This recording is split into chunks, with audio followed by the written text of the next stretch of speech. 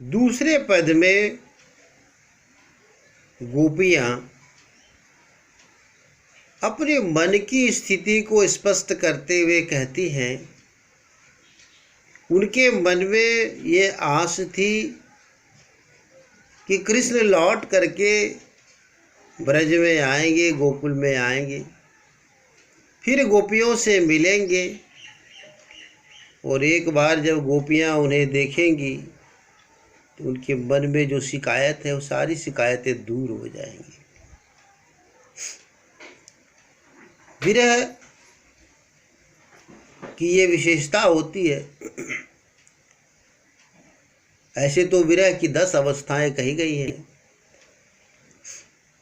अंतिम अवस्था मरणासन्न हो जाना,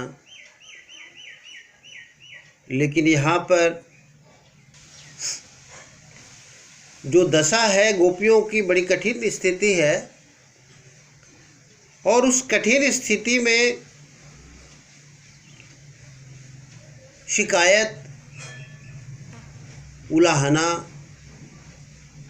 मुख से कटु वचन का निकलना, व्यंग करना, पश्चाताप करना, रोना बिलखना, ये सब विरह की स्थितियां हैं। गोपियों के मन में आस थी कि कृष्ण लौट करके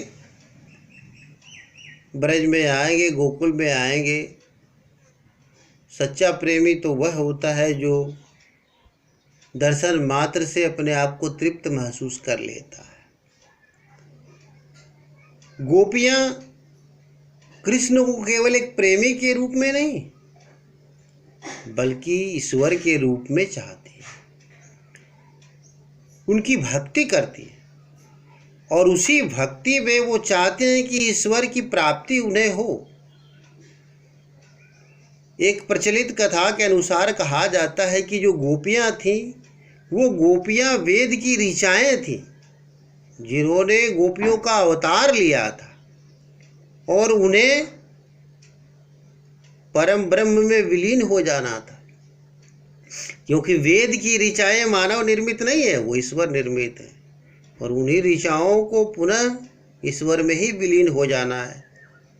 यही ईश्वर के प्रति प्रेम है, ईश्वर के प्रति उनकी भक्ति है। तो गोपियों की वही भक्ति थी और उसी भक्ति के वशीभूत वो इंतजार कर रही थी, कष्ट सह रही थी कि कृष्ण कभी न कभी तो आएंगे।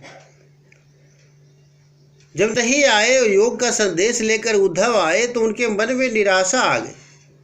इसी निराशा के कारण ताना और उलाहना उनके मन में आ गया तो उन्होंने शिकायत की कि मन की मन ही मांझ रही, यानी मन की बात मन के अंदर ही रह गई।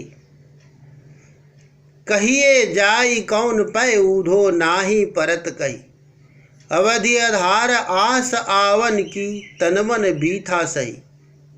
अब इन जोग संदेश नी सुनी सुनी बिरहिनी बिरह दई, चाहती हूति गुहारी जितही तय उततय धार बही।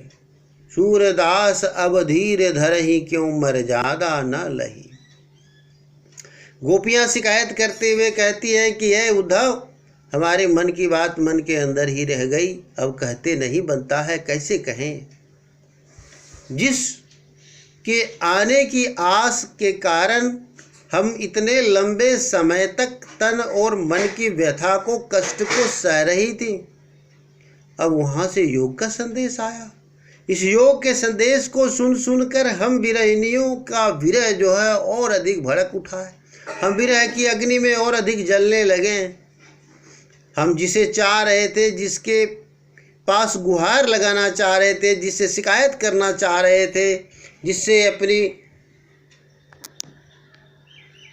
स्थिति को स्पष्ट करना चाह रहे थे, वहीं से योग की धारा बह रही है, वहीं से तुम योग मार्ग का संदेश लेकर आए हो। सूरदास कहते हैं कि अब हम धीरज धारण क्यों करें, अब हम क्यों धैर्य धारण करें, क्योंकि अब तो कोई मर्यादा ही नहीं रही। जो मर्यादा होनी चाहिए थी वो मर्यादा तो नहीं रही। अगर हम कृष्ण से सच्चा प्रेम करते हैं तो एक प्रेमी के रूप में भी उनका दायित्व था कि वो हमारे कष्ट को दूर करते।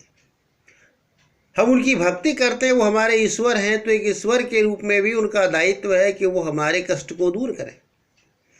अगर वो अपने आप को राजा ही समझते हैं, हमें अपनी प्रजा समझते हैं, तो भी उनका ये दायित्व है कि वो अपने प्रजा के कष्ट को दूर करें। हर स्थिति में उनका ये दायित्व है कि वो हमारे कष्ट को दूर करें, लेकिन ऐसा वो नहीं कर रहे हैं। तो मर्यादा अब नहीं रखी उन्होंने, तो हम धैर्य धारण क्यों करें? अब हमारे मन में किस बात का धैर्य कि कृष्ण आएंगे, हम उनसे अब भी प्रेम बनाए रखें। ये शिकायत है, ये भी विरह का एक दशा है।